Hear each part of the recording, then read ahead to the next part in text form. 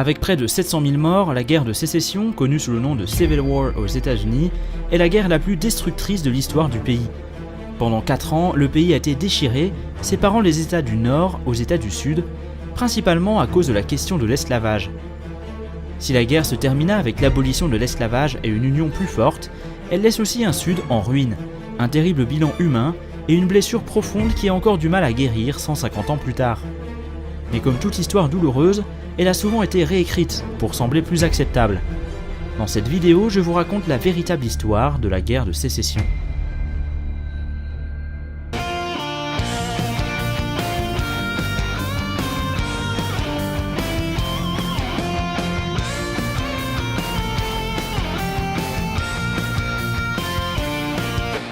Vous connaissez maintenant, en partie, l'histoire de la conquête de l'Ouest. Il existait donc 3 Amériques. Le Nord, bien établi et très industriel, le Sud, historique et agricole, et l'Ouest, qui était tout nouveau et peu contrôlé. Le Nord et le Sud avaient donc un fossé qui continuait à se creuser entre eux. Au Nord, on a une population cosmopolite avec de nombreux immigrés, une économie très diversifiée et des idéologies plutôt progressistes. Dans le Sud, l'économie se réduisait à l'agriculture, basée principalement sur ses champs de coton, de tabac, de sucre et de riz. On a une population plutôt aristocrate, avec des idées assez conservatrices, qui s'identifient peu avec l'élite de Washington. De plus, il y avait beaucoup moins d'habitants dans le Sud que dans le Nord. Ainsi, les États du Sud étaient beaucoup moins représentés au Congrès, puisque le nombre de représentants est proportionnel à la population des États. Ils ont donc peu à dire sur la direction du pays. Par exemple, de nombreuses taxes étaient imposées par le gouvernement fédéral sur les biens importés, ce qui allait être très avantageux pour les industries du Nord, mais terrible pour l'économie du Sud. Enfin, en conséquence des différences économiques, la plupart des États du Nord avaient aboli l'esclavage, alors que les États du Sud le pratiquaient toujours, puisqu'ils en dépendaient. Dans le Sud, de plus en plus, un sentiment de peur et de danger face au Nord se développait, ceux que l'on appelait les Yankees. Ils les voyaient comme trop dominants et se sentaient écrasés et incompris. On l'ignore parfois, mais les États du Nord ont bien évidemment participé à l'esclavage. Dans la description de cette vidéo, je mettrai le lien d'un long article que j'ai écrit enquêtant la présence d'esclaves dans mon petit village vers New York. La différence, c'est que les esclaves du Nord étaient souvent domestiques, vivant dans des conditions différentes des esclaves du Sud, qui eux travaillaient dans les champs de coton. Mais bien sûr, même s'ils étaient mieux traités, ça ne rend pas la chose plus légitime. Ensuite, les États du Nord ont commencé à abolir l'esclavage petit à petit, pendant qu'il restait une norme dans le Sud. Il a été aboli pour des raisons morales, certes, mais aussi pour le besoin. Le Nord était devenu industriel et profitait de la main-d'œuvre pas chère des immigrés. Il ne dépendait donc plus des esclaves noirs. De plus, certains États étaient moins radicaux que d'autres, et s'il était devenu interdit d'acheter des nouveaux esclaves, ils ne rendaient pas les esclaves libres partout pour autant. En 1840 par exemple, 20 ans avant la guerre, il y avait encore 674 esclaves dans le New Jersey. Quand la guerre a éclaté, il y avait plus de 90 000 esclaves dans le Maryland et dans la capitale, et plus de 225 000 dans le Kentucky, des États qui n'avaient pas encore aboli l'esclavage donc. Ainsi, on peut effectivement dire que le Nord avait de l'avance sur le sujet, comme il était en avance sur beaucoup d'autres points, mais je veux commencer cette vidéo en rappelant que ce n'est pas une guerre de gentils versus méchants. Si le Nord n'avait plus besoin d'esclaves grâce à ses nouvelles industries, le Sud en dépendait pour son économie. Au début du 19e siècle donc, les États sudistes se sentaient déjà très loin des États du Nord sur le plan culturel et économique, et l'idée de sécession commençait à circuler. N'oublions pas que les États-Unis étaient un pays très jeune, qui avait encore un peu de mal à décider leur manière de gouverner. Les États devraient-ils être complètement libres, ou le gouvernement fédéral devrait-il avoir plus de pouvoir ? Pour les États du Sud, qui se sentaient de plus en plus loin des idéologies et décisions de Washington, la vision d'État complètement libre dominait et une méfiance vis-à-vis du gouvernement se développait. En 1860, Abraham Lincoln est élu président des États-Unis. Un des éléments phares de son programme était l'abolition de l'esclavage dans tous les territoires américains, c'est-à-dire toutes les nouvelles acquisitions de l'Ouest. Parce que oui, avant cela, l'esclavage était déjà une question très sensible, puisque le gouvernement devait décider à chaque nouvelle acquisition si l'esclavage devait être légal ou non sur les territoires. Les tensions entre esclavagistes et abolitionnistes étaient donc déjà un élément clé de la conquête de l'Ouest, ayant mené à de nombreux conflits entre le Sud et le Nord. En 1856 par exemple, le Bleeding Kansas a mené à la mort d'une trentaine de personnes, suite au conflit entre ceux voulant que le nouvel État soit esclavagiste et ceux étant contre cette idée. Cet événement a surtout montré que la question de l'esclavage ne pouvait que se régler par la violence et a grandement contribué ensuite à la sécession du Sud. Ainsi donc, le projet de Lincoln inquiétait fortement les sudistes, pensant que cela pousserait à une abolition totale de l'esclavage au niveau fédéral et donc dans les États du Sud. Dans le Sud, il y avait alors le développement d'un certain conspirationnisme, pensant que Lincoln détestait le Sud et qu'il allait détruire le pays.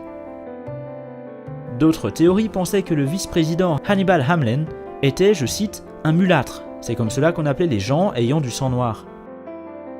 Cela laissa penser certains sudistes que l'État fédéral serait complètement abolitionniste, ce qui mènerait à une révolte des esclaves prête à éclater et qui détruirait le Sud. Les sudistes ont donc peur. Des théories du complot partagées par les penseurs sudistes de l'époque circulaient, basées sur des idéologies suprémacistes pour conserver l'esclavage, mais complètement infondées, que le peuple avalait facilement grâce à la peur. Peur qu'un gouvernement abolitionniste leur fasse perdre leur argent, leur maison, leur famille, ou tout simplement peur que l'abolition de l'esclavage mène à leur propre perte. Les révolutions d'esclaves dans les Caraïbes comme à Haïti, ayant mené à l'indépendance mais aussi à des milliers de morts du côté esclavagiste, aidaient à alimenter la peur. Des idées circulaient, pensant qu'une telle révolution mènerait à l'éradication de la race blanche, ou que les Noirs violeraient toutes les femmes blanches et instaureraient une suprématie noire. Cependant, cela ne venait jamais à l'esprit des esclavagistes que les révoltes seraient dues à une volonté de liberté et à de simples droits humains. Selon leur discours, les esclaves étaient heureux, aimaient leurs maîtres et étaient bien traités. À l'époque, l'esclavage était totalement ancré dans les mœurs et n'était pas considéré immoral pour la plupart des gens. Et pour eux, ceux qui se rebellent ne le font pas pour des raisons personnelles, mais pour renverser le système. Parfois, des maisons d'esclavagistes étaient brûlées par des rebelles, et ce genre d'acte n'était pas condamné par les abolitionnistes du Nord. Les abolitionnistes sont donc vus pour responsables des tensions dans le Sud, encourageant les révoltes d'esclaves, menant les leaders sudistes à décrire les abolitionnistes comme des ennemis du peuple, voulant le chaos, le tout basé sur des mensonges et des complots. En réalité, très peu d'esclaves n'osaient se rebeller, mais les quelques fois où ça arrivait étaient assez pour nourrir la peur. Aussi, Lincoln et les autres abolitionnistes du Nord imaginaient eux une émancipation pacifique et absolument personne ne parlait de révolte. C'est ce qui avait été fait les années précédentes lorsque les États du Nord ont aboli l'esclavage. Mais il était bien plus simple pour les esclavagistes de conforter leurs idées racistes avec de la désinformation que d'ouvrir leur esprit avec des faits. Il ne faut pas oublier que ceux qui possédaient des esclaves dans le Sud avaient généralement la belle vie, avec de jolies maisons, de grands terrains, des bonnes écoles et évidemment beaucoup d'argent. Donc toute menace pouvant leur retirer ce confort était à condamner. En effet, les habitants du Sud étaient en moyenne 2 fois plus riches que les habitants du Nord. Et la majorité des Américains les plus riches vivaient dans le Sud. Ce n'était pas le cas de tout le monde, évidemment. D'ailleurs, seule une minorité de sudistes possédaient des esclaves, mais c'était eux qui créaient ces théories que le peuple apeuré avalait sans se poser de questions. Ils avaient donc plus peur du désastre causé par une guerre raciale que par une guerre civile contre le Nord. Après tout, dans le Sud, il y avait plus d'esclaves que de maîtres. Les Noirs auraient donc été supérieurs en nombre s'ils s'étaient rebellés. Certains groupes conspirationnistes étaient même créés, comme le KGC, Knights of the Golden Circle, un clan souhaitant créer une nouvelle nation avec les États du Sud, les Caraïbes et l'Amérique centrale, nommé le Cercle d'Or, dans lequel l'esclavage resterait légal et les Blancs pourraient conserver leur pouvoir de supériorité. C'est donc dans cet esprit, alors que la peur règne, que des leaders sudistes décident officiellement de s'unir et quitter les États-Unis en 1861. 7 États, la Caroline du Sud, le Mississippi, la Floride, l'Alabama, la Géorgie, la Louisiane et le Texas, deviennent les États confédérés d'Amérique. Le président sera Jefferson Davis, un représentant du Mississippi au Congrès pour le Parti démocrate. Il souhaite créer un pays indépendant basé sur, je cite, les institutions sudistes, la plus importante étant l'esclavage. Après plusieurs semaines, la Virginie, l'Arkansas, le Tennessee et la Caroline du Nord rejoignent la Confédération à l'exception de la partie ouest de la Virginie ayant refusé de quitter l'Union, créant un peu plus tard le nouvel État de la Virginie occidentale. Suivant la sécession, les États confédérés forment une commission afin de quitter les États-Unis de manière pacifique. Jefferson Davis proposa même au gouvernement fédéral de payer pour les terres du Sud que l'Union perdait. Les intentions du Sud étaient donc, à la base, pas de faire la guerre. Lincoln considérait cependant que la sécession était illégale et l'a décrit comme l'essence de l'anarchie. Il a donc refusé toute négociation. C'était en fait surtout car le Sud était essentiel pour l'économie du Nord et ce n'était pas envisageable de perdre ces États-là. En plus de ça, les États esclavagistes du Nord, situés à la frontière, ne devaient absolument pas quitter l'Union pour rejoindre les États confédérés. Le Maryland, par exemple, entourait la capitale. On peut aussi citer le Missouri, qui était la porte d'entrée vers l'Ouest, essentiel donc. Mais quitter les États-Unis n'était pas si simple. En fait, le gouvernement fédéral avait une présence militaire importante dans le Sud, et refusait de partir. Jefferson Davis a menacé le gouvernement leur demandant de quitter le Sud, sans quoi il ferait usage de la force. Ainsi, le 12 avril 1861, l'armée confédérée attaque l'Union à Fort Sumter, en Caroline du Sud, pour une bataille de 34 heures. La guerre de sécession commence officiellement. À ce moment-là, le Nord avait une population de 22 millions de personnes, contre seulement 9 millions dans le Sud, incluant 4 millions d'esclaves. Le Nord avait aussi beaucoup plus de chemins de fer, de meilleures industries, donc de meilleures armes, une meilleure agriculture et bien sûr plus de budget. Cette guerre s'annonçait donc compliquée pour les confédérés. Mais malgré leur infériorité militaire et budgétaire, ce n'était pas perdu d'avance. Davis espérait recevoir des aides étrangères et ils avaient aussi l'avantage de combattre sur leur propre terrain. Il suffit de voir comment les États-Unis sont devenus indépendants alors que l'armée britannique avait bien plus de chances de gagner. C'est le mythe de David contre Goliath et ça a déjà marché dans le passé. Je ne vais pas vraiment m'attarder sur tous les détails de guerre, cette vidéo serait beaucoup trop longue et ce n'est pas vraiment mon domaine. La célèbre mini-série Civil War de Ken Burns, qui date des années 90, fait très bien le travail et vous raconte la guerre dans tous ses détails pendant 9 épisodes totalisant plus de 10 heures de documentaire. Le combat a duré 4 ans et a mené à la victoire de l'Union. Il a été désastreux à la fois pour le Nord et le Sud. Entre 620 et 750 000 personnes sont mortes. Certains experts pensent même que le nombre de victimes a pu atteindre 800 000, soit plus que les Américains pendant la Première Guerre mondiale, la Deuxième Guerre mondiale, la guerre de Corée et la guerre du Vietnam réunies. C'était une guerre extrêmement violente, dont beaucoup ont péri ailleurs qu'au combat. Pour ceux qui ont survécu, beaucoup ont dû survivre dans des conditions pitoyables, au vu des 30 000 amputations qu'ont dû subir les soldats au total. Beaucoup sont aussi morts de maladies sur le champ de bataille. Les tactiques du Nord étaient particulièrement violentes. Ulysses Grant, le plus célèbre général de l'Union, avait une stratégie brutale consistant non pas à chercher à battre leurs adversaires, mais carrément à les détruire. C'est en partie ce leadership qui a mené à tant de dégâts, et surtout c'est pourquoi le Sud aurait très difficilement pu gagner. De nombreux civils ont été tués, y compris femmes, enfants et seniors, et des villages entiers ont été brûlés. Le but était de faire capituler le Sud rapidement. Le général Sherman, par exemple, a reçu de nombreuses décorations, malgré sa cruauté envers les civils du Sud. Le point fort du Sud, c'était leur leader. Le général en chef Robert E. Lee, par exemple, est encore reconnu comme étant un très bon tacticien et a notamment permis au Sud de résister si longtemps. Car oui, le Sud a beau avoir perdu la guerre, il a gagné de nombreuses batailles grâce à leurs excellentes stratégies. D'ailleurs, à la fin de la guerre, plus de Yankees sont morts que de Sudistes. En plus de cela, il bénéficiait du soutien de certaines troupes amérindiennes, qui voyaient ici une opportunité pour se venger contre les Américains qui leur ont volé leurs terres. Certains argumentent cependant que le Sud aurait pu gagner si ces derniers n'avaient pas envoyé des milliers d'hommes au combat, alors qu'ils auraient simplement pu rester sur la défensive et attendre que le Nord abandonne. Ceci dit, le Nord avait un tel avantage militaire que cette tactique aurait été extrêmement longue, et peut-être impossible. L'une des batailles les plus désastreuses pour le Sud fut la bataille de Gettysburg, en Pennsylvanie, menée par Lee en juillet 1863, un moment décisif pour la guerre.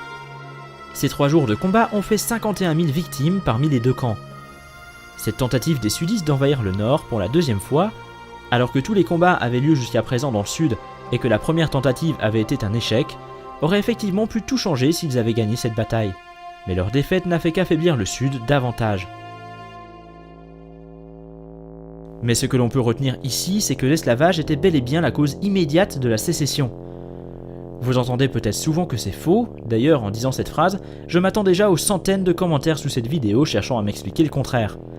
Et pourtant, c'est bien l'élection de Lincoln qui a mené à la sécession, puis à la guerre, poussée par ces nombreuses théories complotistes.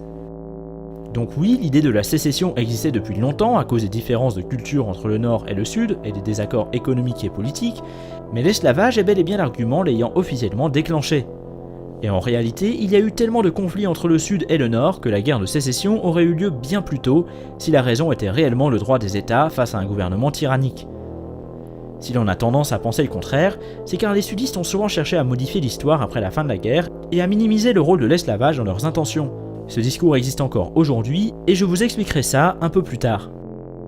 Mais entre 1860 et 1861, c'était bien l'argument de l'esclavage qui était utilisé par les États du Sud afin de justifier la sécession et pour convaincre d'autres États de rejoindre la Confédération. Reprenons la théorie du complot disant que l'élection de Lincoln mettrait la race blanche en danger.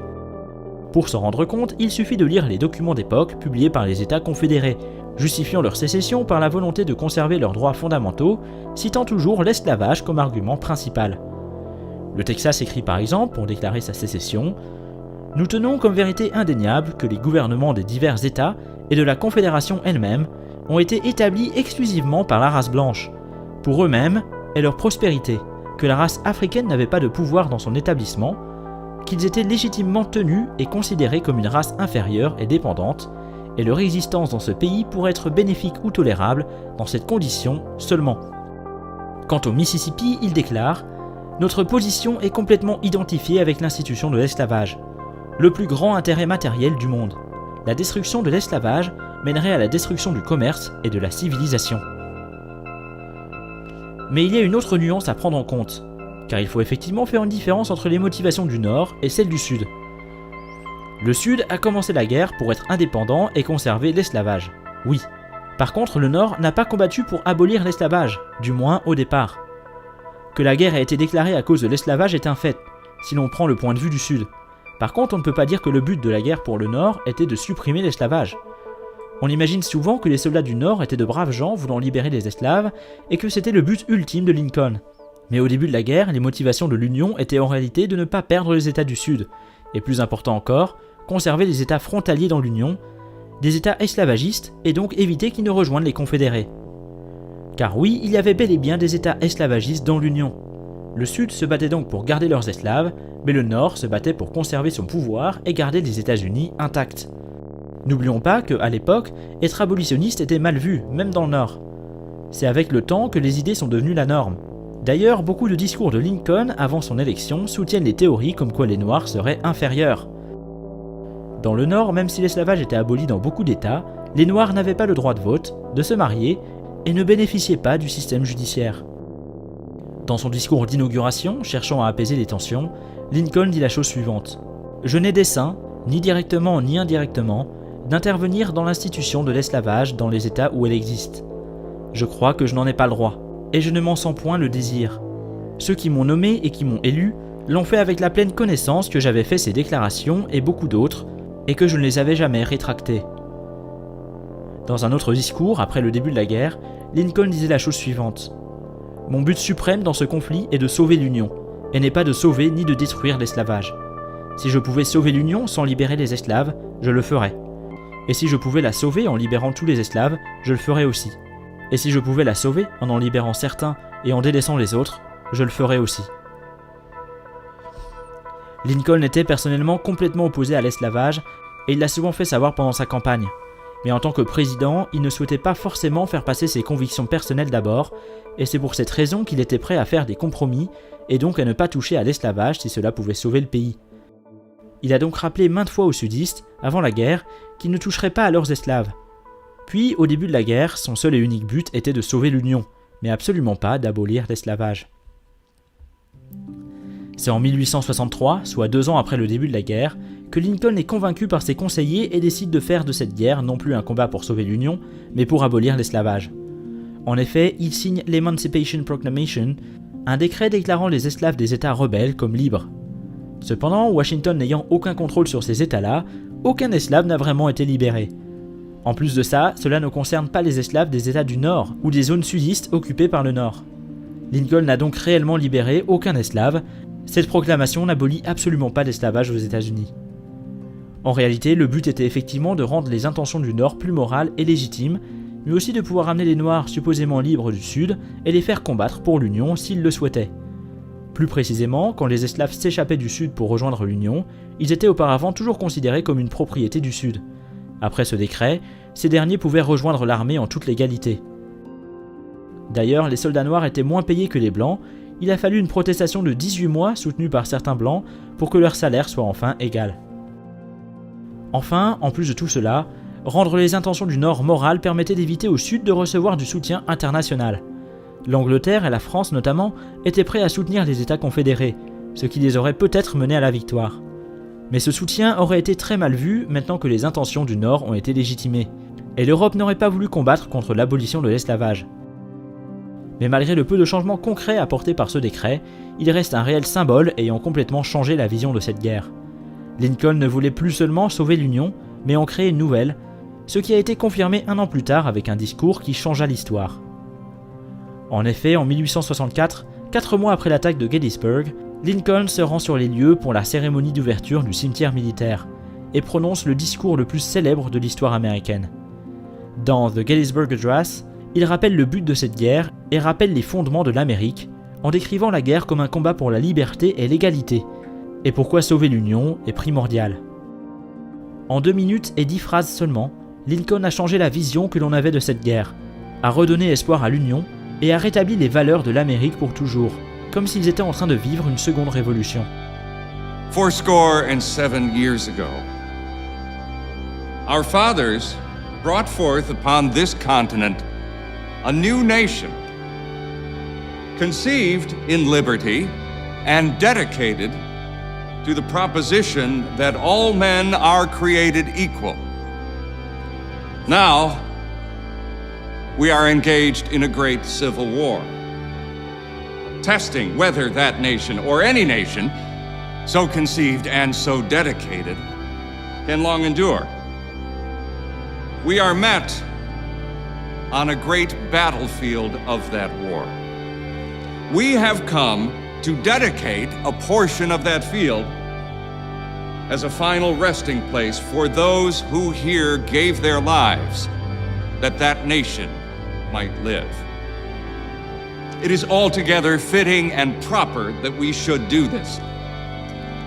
But in a larger sense, we cannot dedicate. We cannot consecrate. We cannot hallow this ground. The brave men, living and dead, who struggled here have consecrated it far above our poor power to add or detract. The world will little note nor long remember what we say here. But it can never forget what they did here. It is for us, the living rather, to be dedicated here to the unfinished work which they who fought here have thus far so nobly advanced. It is rather for us to be here dedicated to the great task remaining before us, that from these honored dead we take increased devotion to that cause for which they here gave the last full measure of devotion. That we here highly resolve that these dead shall not have died in vain. That this nation, under God, shall have a new birth of freedom. And that government of the people, by the people, for the people, shall not perish from the earth. Ce discours a marqué l'histoire et est aujourd'hui étudié dans presque toutes les écoles américaines. Malgré tout, ce n'est pas toujours l'esclavage qui poussait les soldats du Nord à combattre. Déjà, car peu savaient ce à quoi ressemblait vraiment l'esclavage sudiste, bien plus cruel que celui qui existait dans le Nord auparavant. Et puis, les plus pauvres avaient peur que tous ces Noirs libres finissent par leur voler leur travail. À New York par exemple, de violentes émeutes ont eu lieu organisées par des ouvriers, refusant de combattre pour l'Union afin de libérer les esclaves.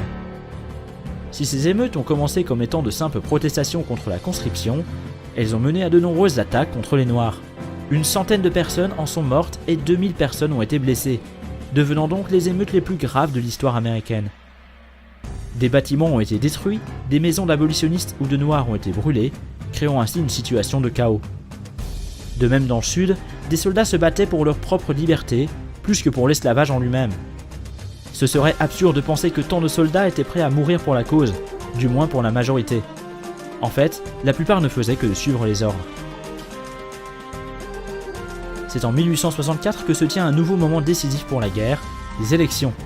Car oui, Lincoln n'a été élu que pendant 4 ans et pouvait très bien se faire remplacer. Face à lui, au Parti démocrate, George McClellan, un ancien général de l'Union qui promet de faire la paix avec le Sud s'il est élu. Il a mis en place une campagne extrêmement raciste afin de décrédibiliser les intentions de Lincoln et qui parlait au peuple. La guerre était très impopulaire dans le Nord et semblait interminable. Il avait donc toutes ses chances et la guerre prendrait un tout autre tournant s'il était élu. Pour faire changer l'opinion publique, Lincoln avait besoin d'une grande victoire. Et il l'a eue. 2 mois avant l'élection, l'Union parvient à occuper Atlanta, une des villes les plus importantes du Sud. Après cet événement, il était clair pour beaucoup que la guerre allait bientôt se terminer et que le Sud allait perdre, ce qui poussa tant d'Américains à réélire Lincoln pour un second mandat. Après son inauguration en janvier 1865, le Congrès, anciennement démocrate, est devenu républicain, permettant de faire passer le 13e amendement de la Constitution poussé par Lincoln. Cet amendement abolit officiellement l'esclavage. Il faudra ensuite près d'1 an pour qu'il soit signé par chaque État.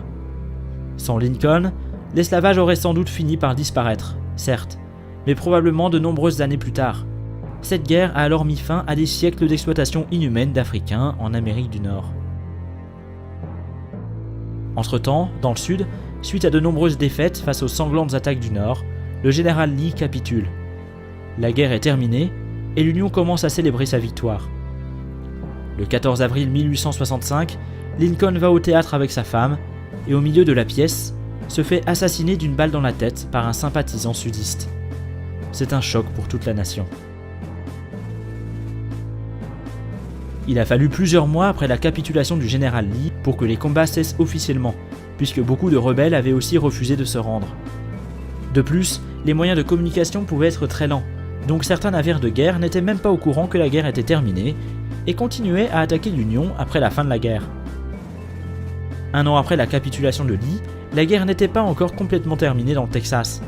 En effet, c'était l'état sudiste le plus éloigné de Washington, et c'est pourquoi de nombreux anciens soldats confédérés ont fui au Texas avec leurs esclaves, malgré le 13e amendement, et continuaient à se rebeller. C'est donc le 20 août 1866, 16 mois après la fin officielle de la guerre, que le président déclare enfin la paix, proclamant la guerre officiellement terminée. Le débat sur la liberté des esclaves continue et de nouveaux amendements sont ajoutés à la Constitution les années suivantes. Le 14e leur garantit l'égalité face à la loi et le 15e leur donne le droit de vote en 1870. Après la fin de la guerre, le Sud était dévasté. Ils étaient ruinés, leurs fermes, leurs routes et autres infrastructures étaient détruites et des centaines de milliers de sudistes avaient péri. S'ensuit donc une période particulièrement difficile qui a duré plus d'une décennie, connue comme la Reconstruction, durant laquelle le Nord a réadmis petit à petit les États du Sud dans l'Union et les a aidés à se reconstruire tout en décidant de leurs conditions d'admission, mais surtout aider les anciens esclaves à s'intégrer dans la vie américaine. Une période remplie de conflits politiques. C'était aussi donc une victoire économique pour le Nord. Lors de la Reconstruction, ils ont tellement produit pour le Sud que les États du Nord ont continué à prospérer. Mais plus important encore, on peut dire que cette guerre a fondé l'Amérique que l'on connaît aujourd'hui, avec une union basée sur l'ultracapitalisme, devenue toute puissante et prospère, grâce à la seconde révolution industrielle qui a suivi. Et politiquement, l'Amérique a réussi à se décider sur un débat qui avait lieu depuis la Révolution. Les États-Unis sont devenus une vraie nation menée par un gouvernement centralisé, avec des États réellement unis et indivisibles, et non pas complètement indépendants. Par exemple, en anglais, avant la guerre, on parlait des États-Unis au pluriel. Maintenant, c'est un mot singulier. On dit bien « The United States is a country » et plus « are ». Après la guerre, le gouvernement fédéral allait avoir un rôle bien plus important qu'auparavant. La guerre de sécession a réellement créé une nouvelle nation, les États-Unis d'Amérique tels qu'on les connaît aujourd'hui, plus unis que jamais.